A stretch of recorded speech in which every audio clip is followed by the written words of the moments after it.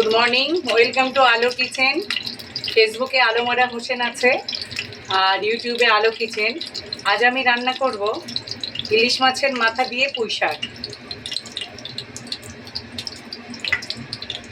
ইলিশ মাছটা এখানে আমি ভাজা করে নিচ্ছি। মাথাটা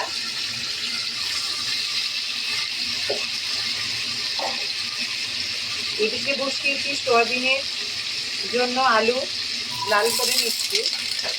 সয়াবিন আলুর তরকারিও হবে।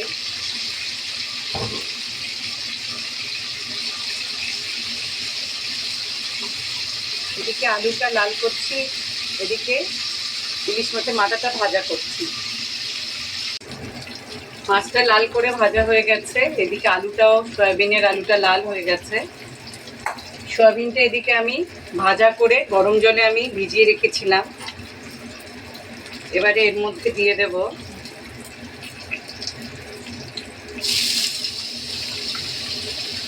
অল্প একটু পেঁয়াজ।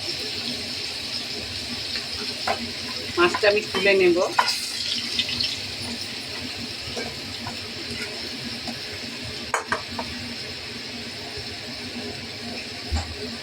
অল্প একটু পেঁয়াজ দেব পুঁই শাকের তরকারিতে।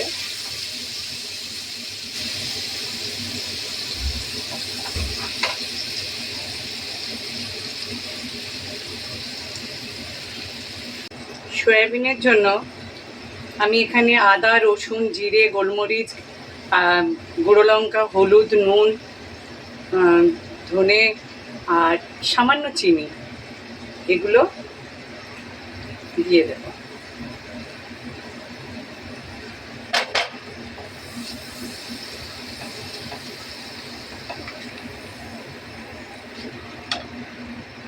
মশলাটা ভালো করে কষিয়ে নেব।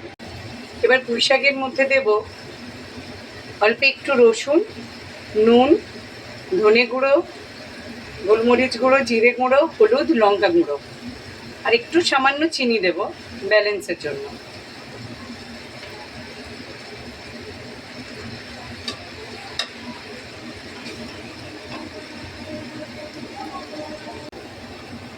সয়াবিনের জলটা ভালো করে চেপে বার করে নিয়েছি। মশলাটা আমার হয়ে গেছে, এর মধ্যে আমি সয়াবিনটা দিয়ে দেব আর দেবো একটু গরম মশলা।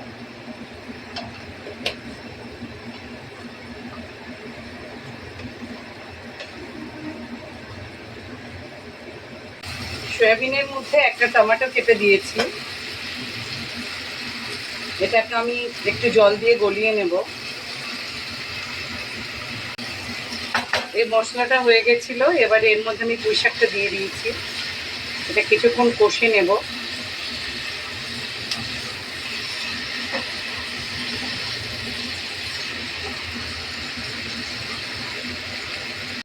পুঁই শাকটা গলানোর মতন জল দিলাম।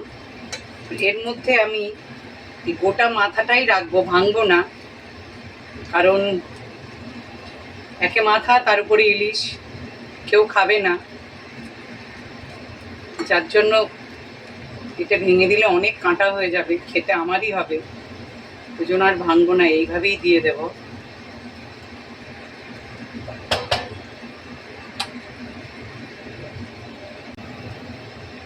এদিকে সয়াবিনের তরকারিটা কমপ্লিট হয়ে গেছে। এটা আমি একটু ধনেপাতা আর গরম মশলা দিয়ে দিয়েছি। এবার আমি গ্যাসটা অফ করে দেব।